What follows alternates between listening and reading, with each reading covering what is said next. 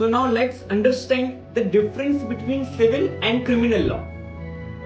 First of all, civil law में वो acts आएंगे which are less serious in nature as compare to criminal law.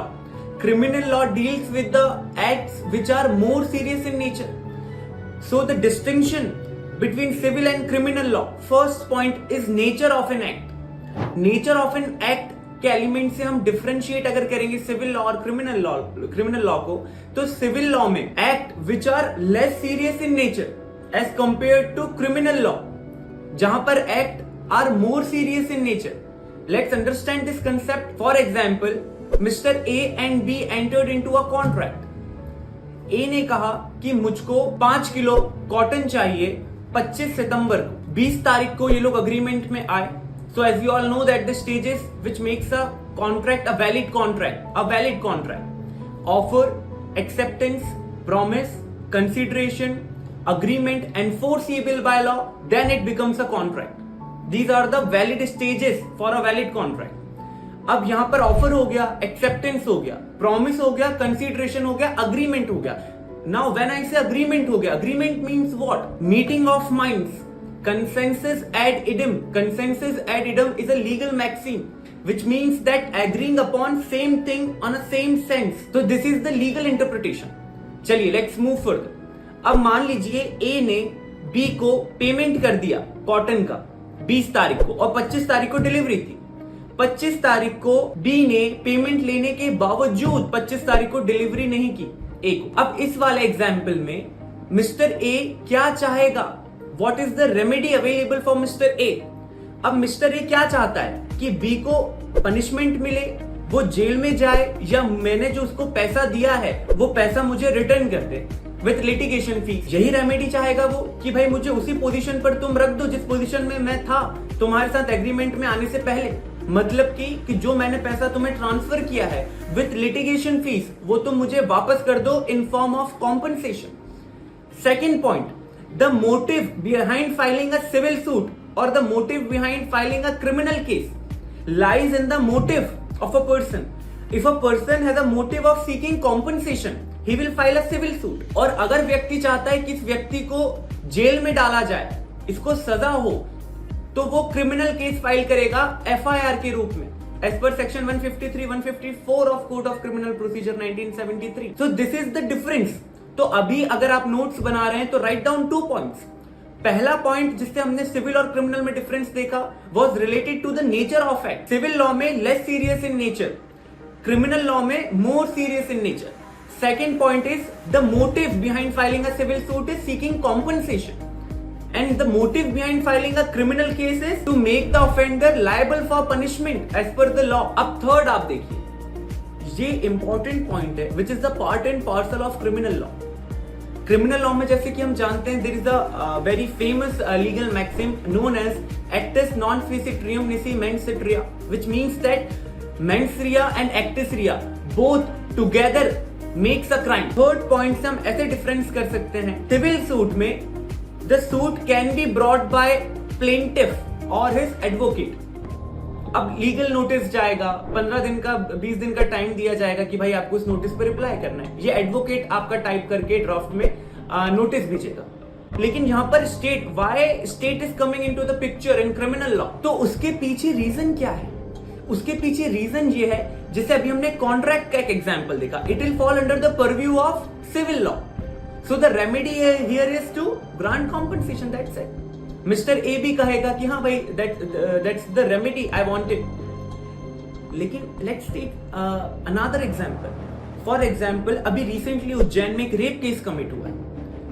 अब वो rape case एक particular colony में कमिट हुआ है. कॉलोनी से वो स्टेट में फैला वो न्यूज.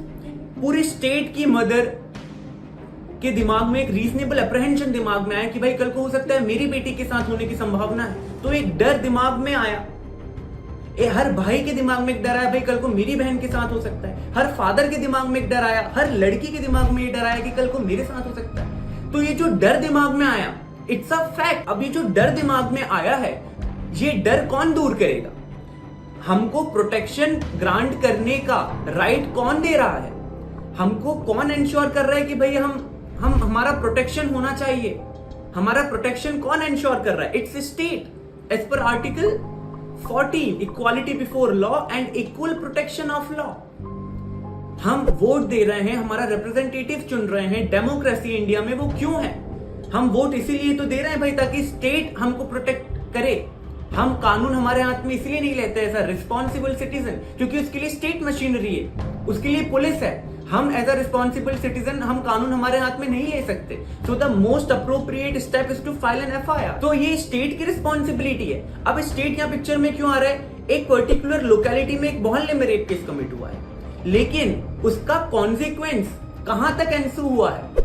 धीरे वो पूरे शहर में फैला, उसके बाद वो पूरे राज्य मध्य प्रदेश में फैला, उसके बाद वो पूरे इंडिया में फैला। तो पूरे इंडिया में ये रीजनेबल अप्रहेंशन दिमाग में एक डर आया कि भाई हो सकता है कल को हमारे किसी परिचित के साथ हो सकता है या हमारे साथ हो सकता है। तो स्टेट यहां पर आकर के आपको इंश्योर करता है कि नहीं, हम जो ऑफेंडर है उसको सख्त से सख्त पनिशमेंट देंगे, which will work as a deterrent, ताकि कोई दूसरा व्यक्ति ये क्राइम करने की कोशिश ना करे। जैसे कि हाल ही में अभी सलमान खान के घर पे 2 लोग शूट करके गए रैंडमली। तो जो सीएम थे महाराष्ट्र के, उन्होंने आकर मीडिया के सामने ये कहा कि भाई इट्स आवर रिस्पॉन्सिबिलिटी।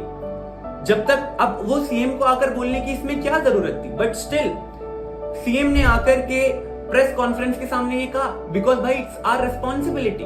हमारे महाराष्ट्र की टेरिटरी में अगर इस तरह का क्राइम कमिट हो रहा है कितने बड़े मेगा स्टार के घर के सामने, तो कल को किसी के भी घर के सामने हो सकता है। It is called reasonable apprehension in mind. तो इस चीज को इंश्योर करने के लिए फिर स्टेट पिक्चर में आता है। तो prosecution in criminal law is initiated by the state. Why? Because it is presumed that the crime has been committed not against an individual but against whole state. So now let's understand the example. Civil law में law of torts हम पढ़ेंगे, law of contracts हम पढ़ेंगे। Acts कौन सा majorly govern करेगा? Code of civil procedure, law of contracts 1872 और 3 major criminal acts हैं जो क्रिमिनल लॉ को गवर्न करते हैं। दूसरे साइड पे these are known as Indian penal code 1860, code of criminal procedure 1973 and Indian evidence act. जिन तीनों को अभी हाल ही में रिप्लेस कर दिया है भारतीय न्याय संहिता, भारतीय साक्ष्य संहिता, Bharatiya Nagarik Suraksha Sanhita. So I hope you understood the definition of offence, the definition of law, the difference between civil law and criminal law. So in next video I will be starting with law of torts. तो अगर आप सभी लोगों ने अभी channel subscribe नहीं किया है, आप सभी लोग चैनल सब्सक्राइब कर लीजिए, क्योंकि अब डेली हम नए नए टॉपिक्स पर, लीगल रीजनिंग के, लॉ के टॉपिक्स पे आज से हम रोज वीडियोस अपलोड करना स्टार्ट करेंगे। सो आई होप आपको वीडियो पसंद आया होगा। Thank you so much.